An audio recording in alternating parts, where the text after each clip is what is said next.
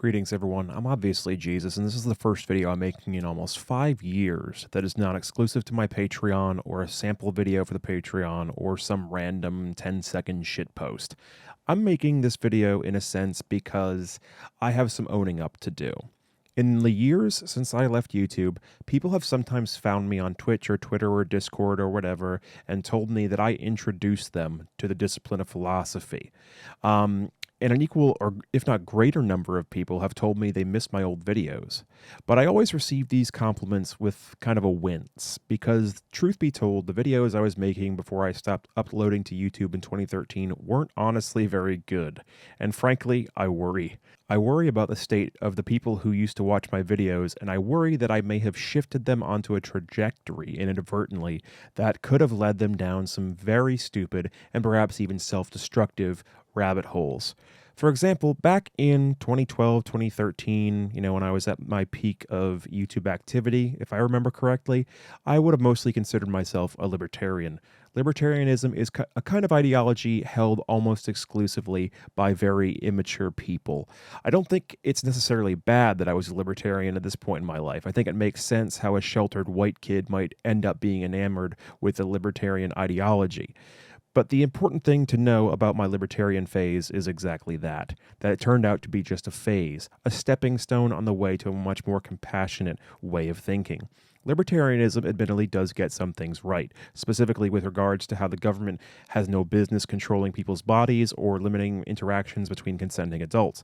But in every other way, especially fiscally, it is totally unrealistic, utopian, and inherently not applicable to anything, because the first time you run into a person in a libertarian society who has a disability, or a person who is sick, or simply a person who doesn't feel like they have anything to produce in that society, the ideology basically just falls apart and hits a dead end. Ayn Rand was a shit author who knew nothing of brevity. There are no examples of a purely libertarian society, and that's for a good reason. It is impossible to apply in the real world. The ideology is inherently not empathetic either, and that's the crux of a lot of my problems with my former political and philosophical ideas. There simply was no empathy in what I was saying back when I used to do YouTube, and that is something of which I am deeply ashamed.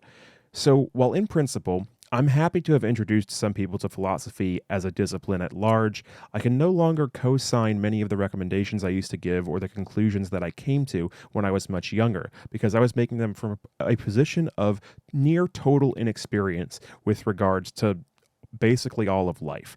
In all honesty, I, as a human being, did not really have a very developed sense of empathy until I was almost 23 years old. It's embarrassing to admit, but it bears admitting nonetheless. Soon after I left YouTube, my life was totally turned upside down in 2014, and I suffered in a way that I did not imagine that I could ever suffer.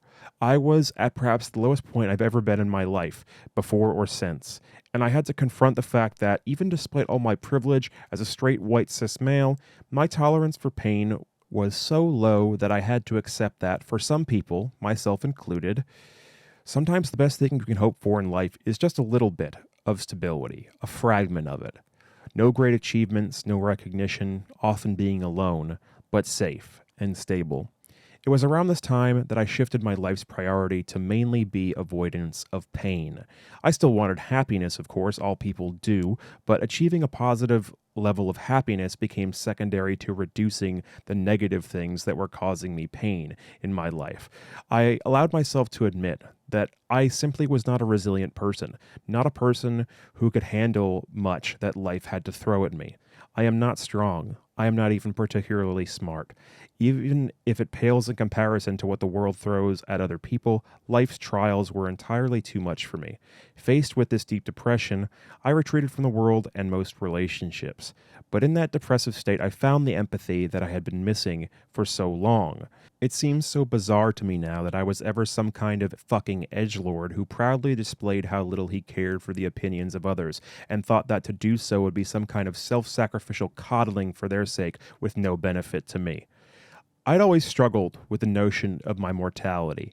The fact that I was born into this world to live life for what is a cosmically brief time and then die, losing all the friendships, loves, music, everything I held dear in life and have come to value.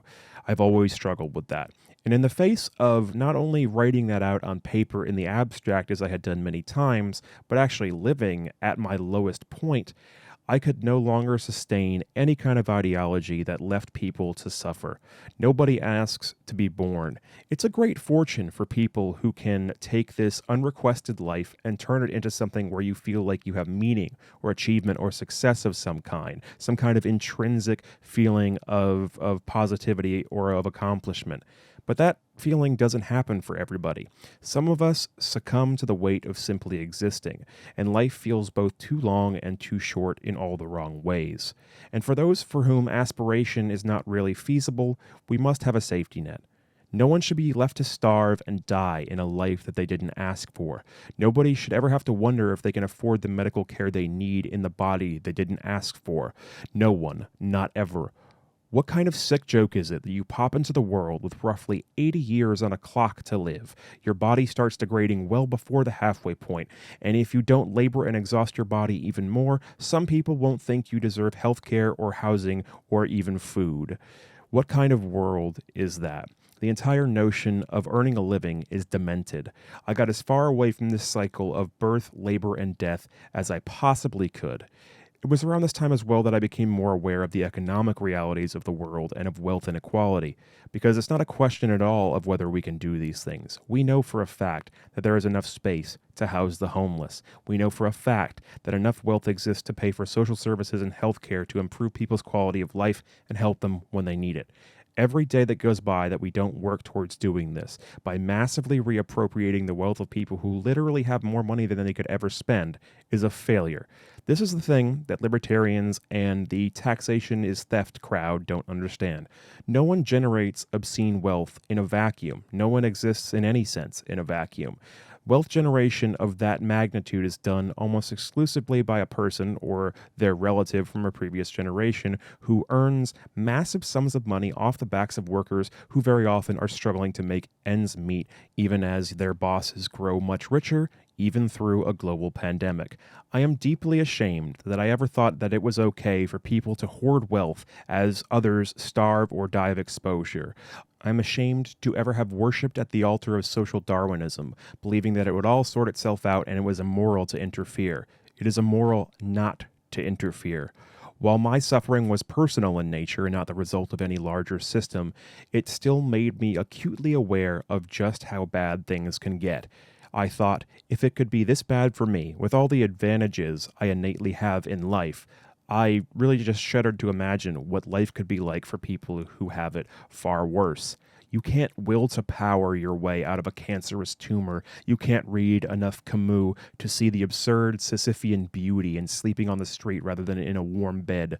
Reading the works of philosophers is still worthwhile, but if it's disconnected from any action in your immediate vicinity to better the world, then all philosophy is just sitting around jerking off to your own ideas, which I fear is mostly what I was doing back in my days of making YouTube videos 10 or so years ago now.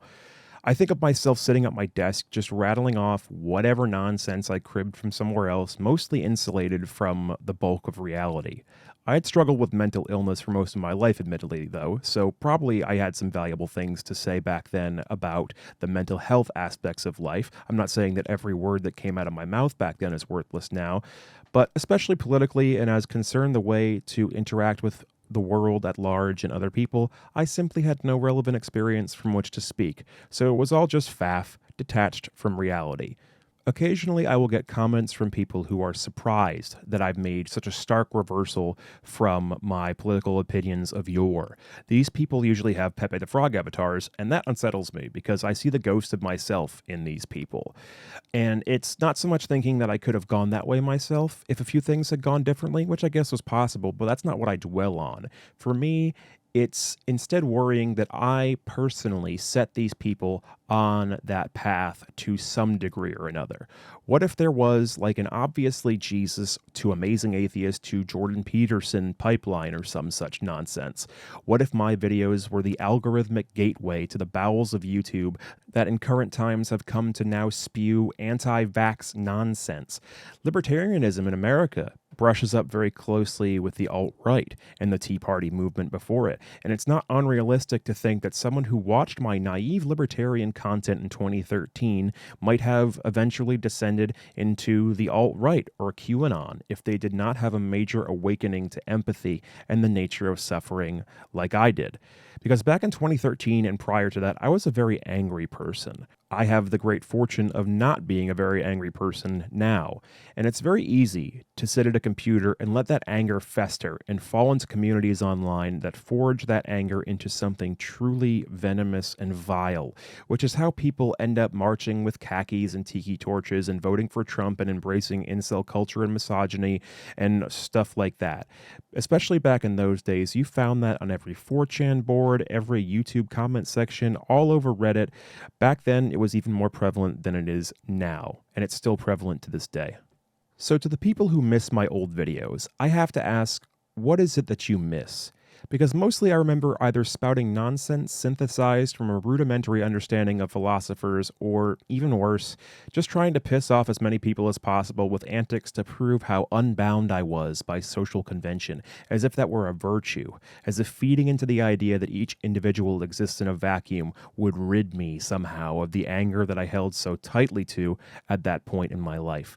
I was, not in every way, but in many ways, a fool, and that is the truth of the old Obviously Jesus content. And I am mostly still a fool, let's be honest, but at the very least I have compassion for others rather than existing on the razor's edge of a pathological level of contrarianism.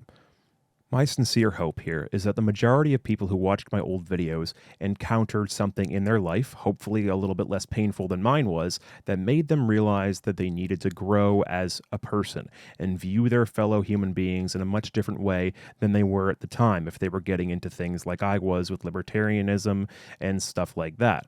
I hope the people I inspired to go into philosophy and to read a bunch of different philosophers, found the beauty in writers like Nietzsche and Camus, but also looked towards more modern thinkers eventually who realized the necessity of applying philosophy to the reduction of suffering in real time. But if I'm honest, I know that's not the case for every single person who used to watch Obviously Jesus videos. There's people out there, in all likelihood, who read Ayn Rand because of me and still think Ron and Rand Paul are brilliant minds. There's people who were so understandably fed up with the government that they got baited into voting for Trump in 2016 and 2020, even though he was a totally unveiled, out in the open racist and sexual predator. And honestly, I bet there's a few who have fallen even further than that. To anyone listening, I hope that's not you. But if the things I'm saying here resonate with you at an uncomfortable level, I would encourage you to look inside yourselves and dissect how you got this far in life, in a world of more than 7 billion people, without developing sympathy for the suffering of others. Because something has gone wrong and it needs to be addressed. Now, I am not a moral paragon or anything, but I do like to think that I apply my philosophy in my everyday life. I'm a vegan now and have been for almost 10 years. I had a vasectomy to ensure I never saddle any new human beings with the terror that is living as a self-aware and mortal creature. I try to take other people's perspectives and understand them on an emotional and psychological level. Now, I'm not perfect at this, but the effort is worthwhile nonetheless. I am quite literally the definition of a soy boy beta cuck. I have to admit that. I have to come right out and say it. But in all honesty, that's a pretty good thing to be. And I wish I had learned that much sooner. I'm Obviously Jesus. Thank you for listening.